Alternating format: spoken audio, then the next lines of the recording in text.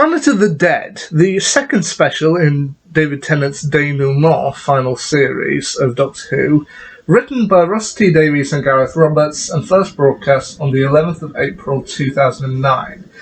Now, Planet of the Dead has always been kind of a weird one for me in terms of David Tennant's final series as the Doctor, namely because if I look at each of the episodes individually, The Next Doctor is my personal favourite from that year. I love that one, and for several years I did actually consider that the best Christmas special before I finally grew up a little bit.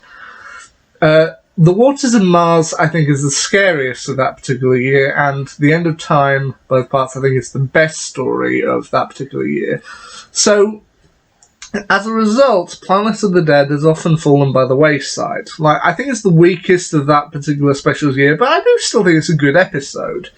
However, this year I decided, with Easter fast approaching, I would look back at both of the Easter specials of Doctor Who and just give them a rewatch once over. Those being Planet of the Dead and The Legend of the Sea Devils, to which I have already watched through that story, and I have already done a review of it, so I probably won't do another one. But if you want to see my review of it, I'll try and stick a card up somewhere up here if I remember. But the Planet of the Dead, I said, I usually think it's the weakest of that particular series, but it is still a good story, and I have seen people do enjoy it. So what's the setup? Well, we're introduced to a woman named Lady Christina de Souza, played by Michelle Ryan, and she's a cat burglar, having just nicked the Cup of Athelstan from the National Gallery in London. Trying to get away, she ends up boarding a 200 bus, driven by a bus driver played by Keith Parry. And while on the bus, she ends up meeting the 10th Doctor, played once again by David Tennant, chowing down on an Easter egg, while at the same time trying to track something with a mysterious machine. However, he does manage to track it, and it turns out the thing he's been tracking is kind of like a wormhole or just a gap in space, and they end up travelling through it and ending up on a desert planet.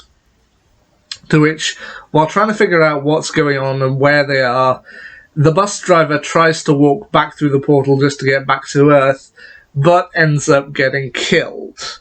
Now, as a result of this, back on Earth, the police, who had been chasing down Christina, end up having to call in units, because this is way beyond anything they've ever seen.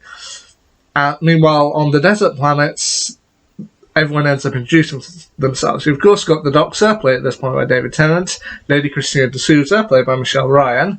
You got a woman named Angela Whisker, played by Victoria Alcock, Nathan, played by David Ames, a couple, Carmen and Lou, played by Ellen Thomas and Reginald Sibau, Barclay, played by Daniel Kaluuya, and then also back on Earth you've got members of unit, including Captain Arisa Magambo, played by Noma Debenswini, and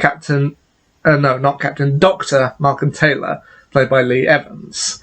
Now, first thing I do want to quickly mention about the story is an interesting behind-the-scenes tidbit about it, which was that in order to try and get the story to look as realistic as possible, for 3 days when filming this story, they actually filmed in Dubai, but that's also where they encountered a little bit of a problem, because in order to go do the filming for it, they actually transported a double-decker bus, a London double-decker bus, from London to Dubai to film. However, during transport, apparently somebody accidentally dropped a shipping container on top of the bus, so the bus got damaged. However, upon seeing this, Russell T Davies and Gareth Roberts kind of wrote it in, which I do think is kind of nice, that sometimes you just gotta roll with the punches. But one of the moments that I do actually like about this particular story is the Doctor does say that action and adventure, sometimes that's not what people want. Sometimes it's the small things, the homely things that can actually be what makes your life worth living.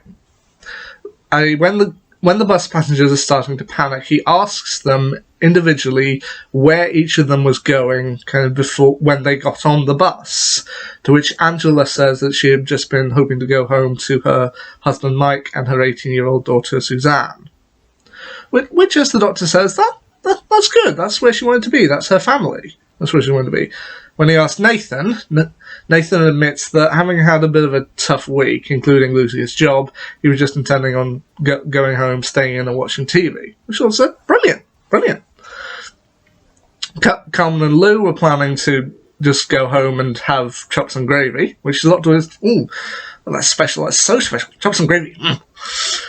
But Barclay had been planning to go around to visit his not yet girlfriend. He's like, no, go around Tina's. Who's Tina, your girlfriend? Not yet. Good boy. And also when the doctor asked Christina, she's like, I was going so far away. Far away, chops and gravy, watch TV, Mike and Suzanne, and poor old Tina. Oi. Just think of them. Because that planet out there with its 3 suns and its sand, that is nothing compared to what you've got waiting back at home. You have home, and safe, food, and people. Sometimes that's all you need, something to make you feel safe. That's the most wonderful thing in the world. Are you promising he'll get them all home? That I love that. That's a good moment. Now, arguably the two big breakout stars of this particular episode, ones who would later go on to have really big roles and things, were one is Daniel Kaluuya, who of course plays the role of Barclay. Because you may or may not know, Daniel Kaluuya later went on to appear in both Black Panther films playing W'Kabi. Remember him? Would you kill me, my love, for Wakanda? Without question.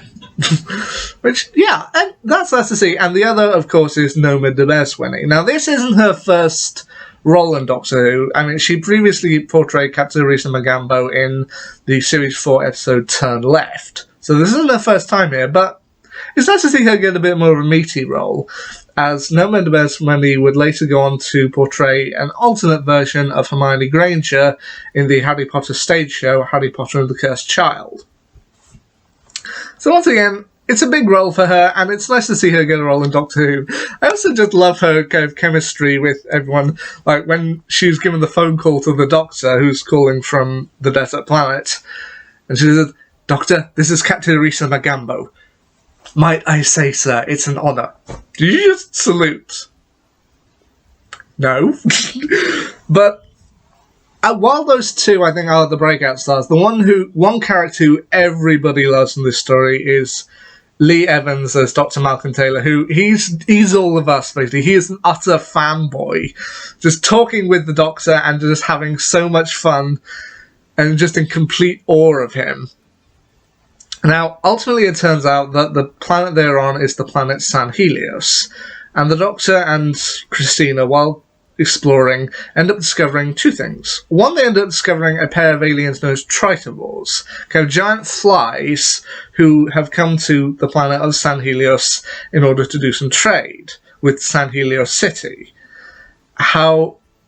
However, their ship has crashed because they've run into another set of creatures on board the planet, stingrays. Now, the stingrays, how to explain them? They're basically like giant stingrays with metal, like a metal exoskeleton on them. And their thing is that they travel around and around planets, strip them bare, eat everything they find, and then by eventually doing that, they create desert planets. And by going round and round around the planet extremely fast, they end up creating wormholes or splits in time that they then use to travel to other planets.